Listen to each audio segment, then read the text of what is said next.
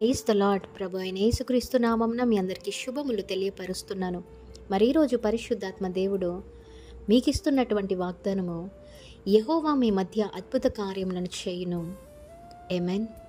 మరి యొక్క కాంటెక్స్ట్ కనుక చూసుకున్నట్లయితే, యెహోషువ ఇశ్రాయేలు ప్రజలతో చెప్తా ఉన్నాడు, రేపు మీ మధ్యకి యెహోవా వస్తాడు, అద్భుతాలు చేస్తాడు కనుక మిమ్మల్ని మీరు పవిత్రపరచుకోండి లేదా పరిశుద్ధపరచుకోండి అనేసి ఇక్కడ చెప్తూ ఉన్నాడు. మరి దేవుడు మీ జీవితాలలో కూడా లేదా మీ కుటుంబ జీవితాలలో కూడా ఎప్పుడు అద్భుతాలు చేస్తాడంటే, మరి ఎందరైతే దేవుణ్ణి అనుసరించదలుచుకున్నారో వారందరూ కూడా శుద్ధులయ్యి అపవిత్రానికి దూరంగా ఉండాలి. అంటే చాలామంది కొన్ని అపవిత్ర కార్యకలాపాలకు వెళ్తూ ఉంటారు.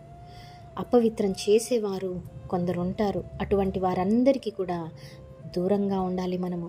అంత మాత్రమే కాదు, కానీ ఎవరైతే దేవునికి పూర్తిగా తమను తాము అంకితం చేసుకుంటారో, మరి ఎవరైతే దేవుని ఎదుట పూర్తిగా అర్పించుకొని ఉండి ఉంటారో వారందరి మధ్యలో లేదా వారందరి జీవితాలలో, వారి కుటుంబ జీవితాలలో, ఆ యొక్క వ్యక్తి జీవితంలో దేవుడు అద్భుతాలు చేస్తాడని గమనించాలి. వాగ్దానం వేరు, అద్భుతాలు, సూచక క్రియలు ఇవన్నీ కూడా వేరండి. అద్భుతం అంటే miracle, it's not an easy thing.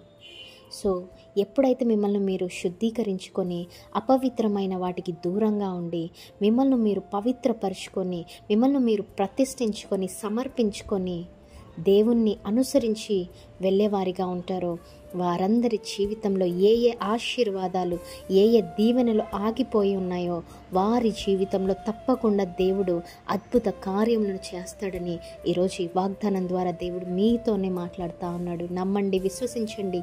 ఈ వాగ్దానాన్ని ఎత్తిపడి ప్రార్థించండి. నమ్మి విశ్వసించిన వారందరి జీవితంలో ఈ వాగ్దానం నెరవేర్చబడునుగాక. Amen. Praise the Lord. Have a great day.